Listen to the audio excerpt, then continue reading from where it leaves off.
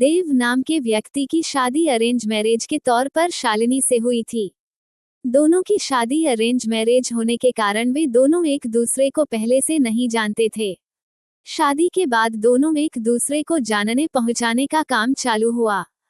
कुछ ही दिनों में दोनों एक दूसरे को अच्छी तरह से जल्दी पहचानने लगे थे।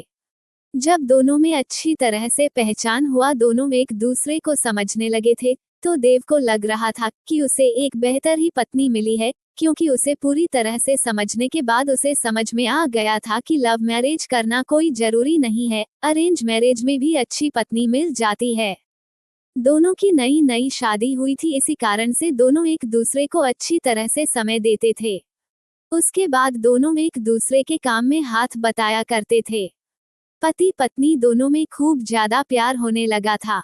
अब उसकी पत्नी भी देव को समझ गया था और उसे किसी भी प्रकार का कोई काम या किसी प्रकार की कोई सामान जरूरत पड़ने से पहले ही उसकी पत्नी उसे के सामने हाजिर कर देते थे। एक दिन देव अपने दोस्त को सूरज को अपने घर दावत पर बुलाया था। देव और शालिनी के प्यार देखकर सूरज बोल उठाकर, तुमने तो अरेंज मैरिज की है, लेकिन तुम्हारी पत्नी बहुत अच्छी है, तुम्हारा बहुत ज्यादा ख्याल रखती है और तुम दोनों भी अच्छी तरह से अपना काम कर रहे हो। तुम्हारी पत्नी तो बहुत ज्यादा खूबसूरत है और हर काम में तुम्हारा बहुत ज्यादा ध्यान रखती है।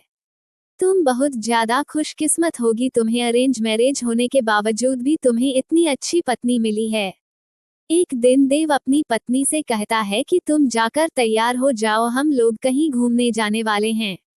हम लोगों को शादी की होगी, इतना दिन हो गया है और बहुत सारे काम होने के कारण हमें टाइम भी नहीं मिला है घूमने के लिए।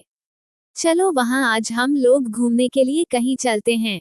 इतना सुनकर उसकी पत्नी शालिनी ने कहती है कि आपने तो बिल्कुल अच्छा कहा जी, बहुत दिनों से हम लोग कहीं घूमने नहीं गए, अच्छा हुआ आज आपने बोल दिया, हम लोगों का मन नहीं लग रहा था, चलो कहीं घूम कर आते हैं। दोनों एक कार में बैठकर घूमने के लिए निकल पड़ता है। रास्ते में जब हाईवे पर गाड़ी जाती है तो उसे एक बड़ी गाड़ी में टक्कर होने के कारण दोनों दुर्घटनाग्रस्त हो जाते।